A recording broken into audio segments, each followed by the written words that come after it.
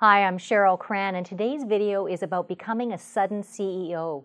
Are you a CEO who's inherited a family business? Have you suddenly become CEO because something happened to the previous CEO?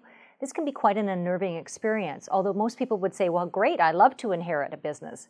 I'm working with a consulting client right now whose father passed away and she inherited the family business.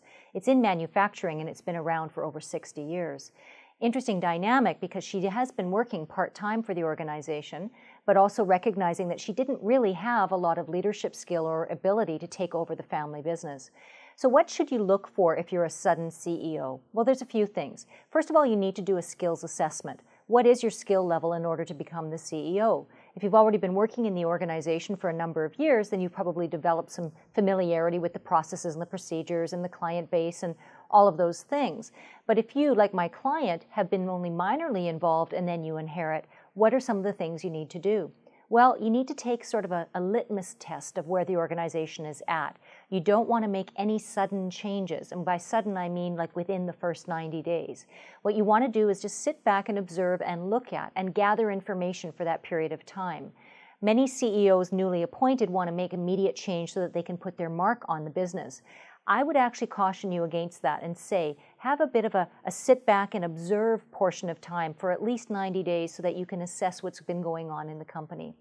Also, you need to sit down with every employee, and I know that seems daunting, but you do need to sit down with every employee and have a personal conversation around the company's history, how the company's been run, about the philosophies of the previous CEO, how your philosophies differ, and what you're going to do to make the business a little bit different moving forward.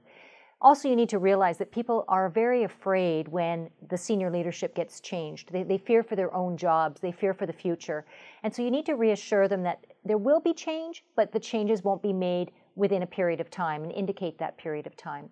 You also want to do a very, very solid assessment of your skill ability. What are you good at? What do you need to develop? Who's on your team to support you?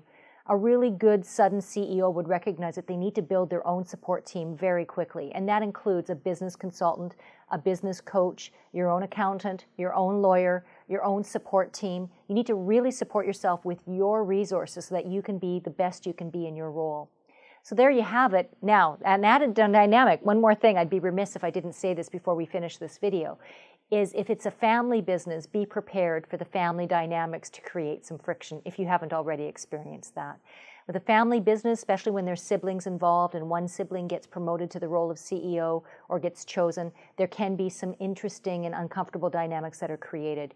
You want to make sure that you present the strategy and include, to the level of comfort that you have, your family in the discussions of strategy moving forward. And you want to see what you can do about making sure the roles that you have with family members are well suited to their skill ability. A lot of times I see that family members are kept in the business because they're family, but they're not necessarily adding value or helping the business move forward, and that's a tricky one. Once again, this is where a business consultant or a coach can assist you and help you navigate through this. So there you go. That is the ways to become a sudden CEO, specifically in a family business. If you'd like more information from me, you can connect with me through LinkedIn. You can follow me on Twitter. You can friend me on Facebook.